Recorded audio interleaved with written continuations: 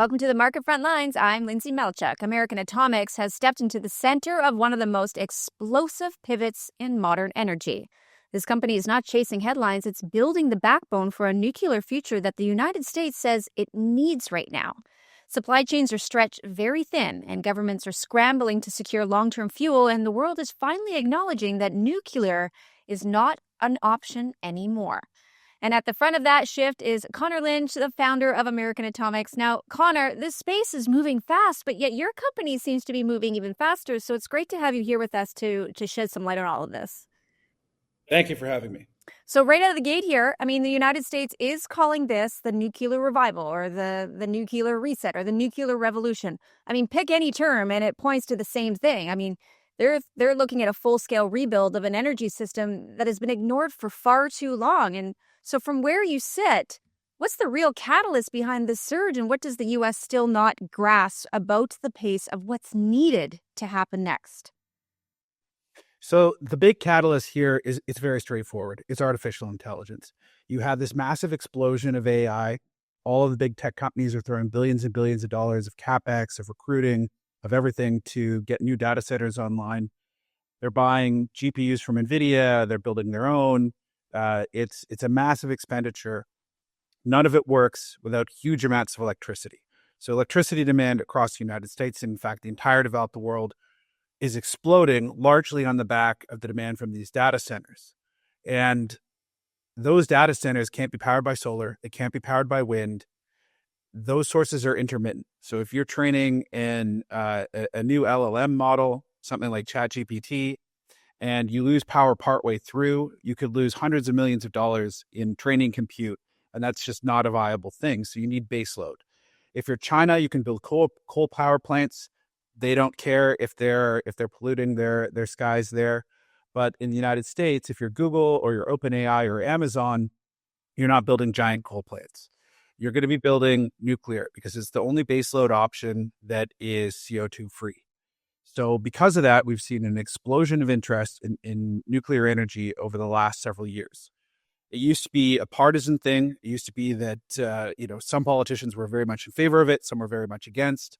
Most environmentalist groups were against it. Over the last several years, that's pivoted. And now pretty much everybody acknowledges that nuclear needs to be part of the energy solution for America. And that's where we find ourselves. Okay, so then that brings us right into the bigger global picture, because momentum inside the U.S. doesn't magically solve the supply problem outside of it. I mean, every step of the nuclear fuel cycle is under pressure. So mining, conversion, enrichment, fabrication, shortfalls everywhere, and timelines that simply don't match demand. So where's the real breaking point in your view, and how exposed is the West if that gap isn't closed immediately?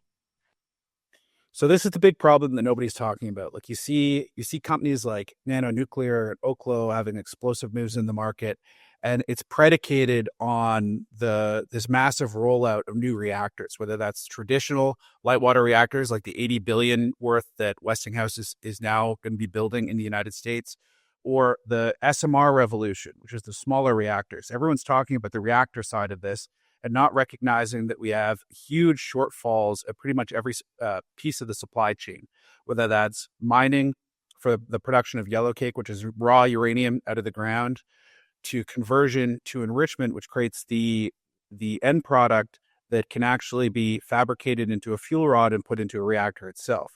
This is a complicated fuel cycle. It's not a matter of pulling uranium out of the ground at a mine site and immediately putting it into a reactor. But even if it was, demand for yellowcake uranium is going to massively outstrip supply starting essentially from this year. If you look at the WNA forecasts, and I was in London for their symposium back in September where they announced these forecasts, they're predicting a doubling of nuclear power generation by 2050. And to be perfectly frank, the mining supply is not going to be there. The conversion supply is not going to be there. Enrichment is extremely tight. And the only place in the world that has surplus enrichment capacity is Russia. The part of the world that has the largest deficit is the United States.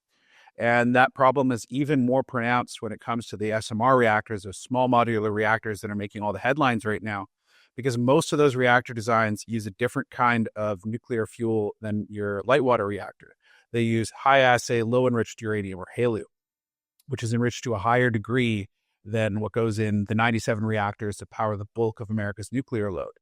And right now, 99% of the commercial production of that grade of uranium fuel comes from Russia. If the SMR revolution is going to happen, they need HALEU production in the United States, and they need it yesterday. There are some companies working on this, but it's limited, and it represents an enormous opportunity for anyone who can step in and help shore up the supply chain. Well, I mean, shortfalls then, we have seen it, they turn into national urgency quickly when that major population center needs that guaranteed power. And one country is, we're going to put some light here, is making moves that could tilt that map, and that's India. So they're pushing ahead with one of the most aggressive reactor buildouts in the world. And that changes trade flows. It changes competition for fuel. It changes security strategy. So how does this Indian expansion reshape the market American Atomics is positioning itself in, and what are the pieces people are still underestimating?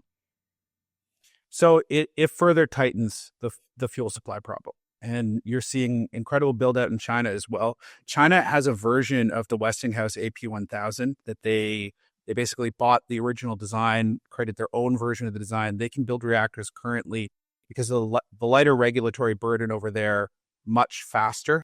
So right now, the United States is still the largest reactor fleet in the world. But give that 5 years, and the largest reactor fleet in the world, barring any changes, will be in China.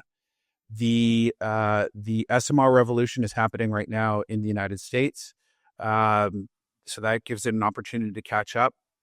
But the bigger thing is there's competition globally to build these things. There's a handful of countries that are still sticking their head in the sand. Germany being a notable example, having shut down the reactor fleet, but everyone else recognizes that this is going to be a major part of the future and are planning substantial expansions of their reactor fleets. India is one example. China's definitely another. But where that shows up is massively increased demand for uranium, for conversion services, for enrichment services, and for fabrication, all of which are unmet pretty much globally outside of the enrichment surplus in Russia, which for political reasons can't really be tapped by the United States and a lot of Western Europe. So, with that competition globally, then obviously there's a rise in global pressure, and that comes with, that's something we haven't seen actually in years. So there's a massive shift that's happening right now, and I can't even begin to tell you, all of the things that could happen during that time. So why don't you shed some light here on what's coming down the pipeline? Well, you're going to see consistently higher prices across every one of those fuel cycle steps, starting from the contract rates, the long-term contract rates for uranium.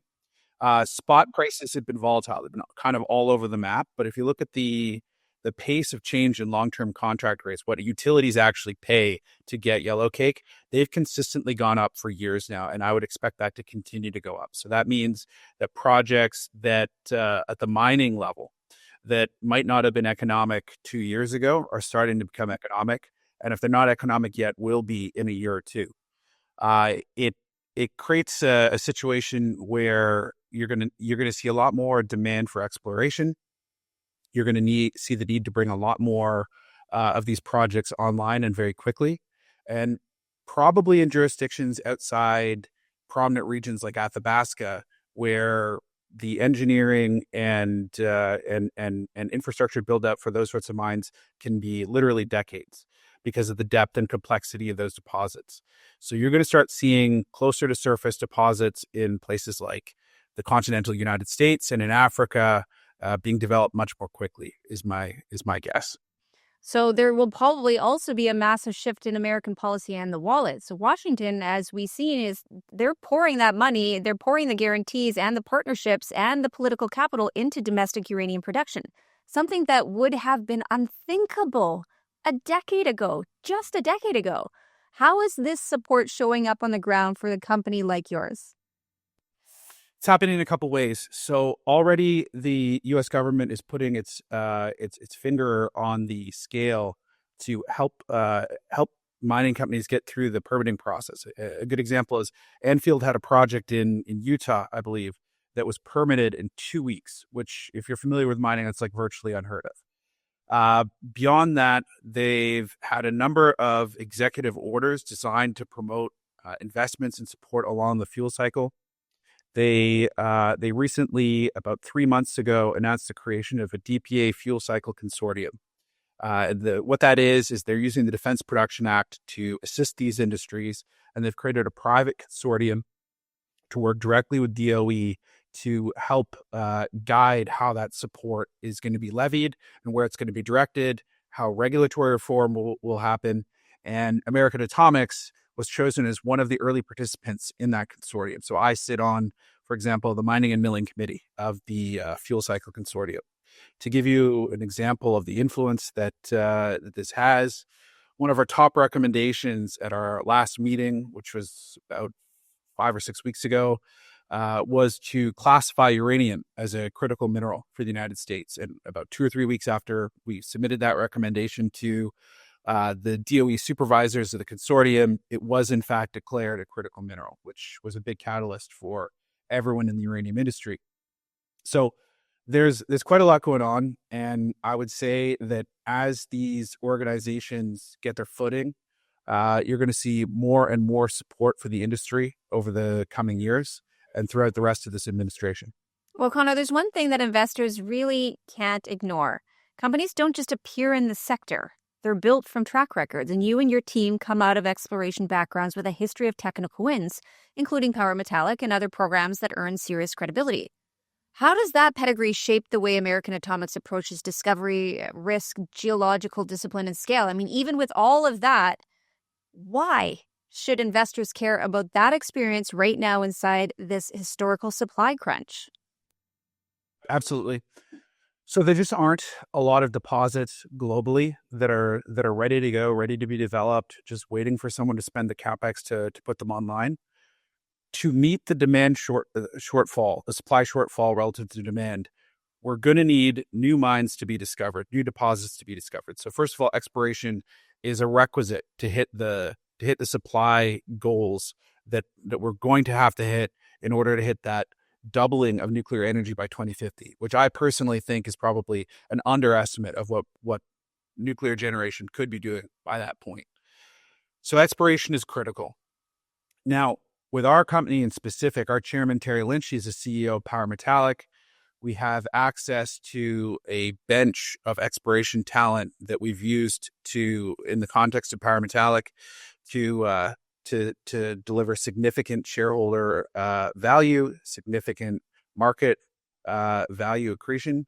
So it's in our wheelhouse. It's something that we know how to do. We know how to competently and conservatively spend money on exploration in a way that delivers exponential upside to investors. And that's how we intend to approach our exploration strategy with, for example, the Big Indian project. Well, I mean, Conor, this has been a sharp and very direct and exactly the kind of clarity the market needs in a sector that is finally waking up. So thank you again for joining us. We're looking forward to having the next conversation soon. Again, that was Conor Lynch, founder of American Atomics, a company stepping straight into the center of the nuclear future, and the United States is now betting on it. For anyone watching who's looking to understand where the next wave of energy security and uranium supply is being built, this is the story you're going to want to keep on your radar. American Atomics trades on the CSE under the symbol NUKE and on the Frankfurt under Q3B. I'm Lyndsay Malchuk with Abaton Media right here on the Market Frontlines. And remember, in this market, the future does not wait for anyone. So stay tuned, stay informed, and stay right here. We'll see you soon.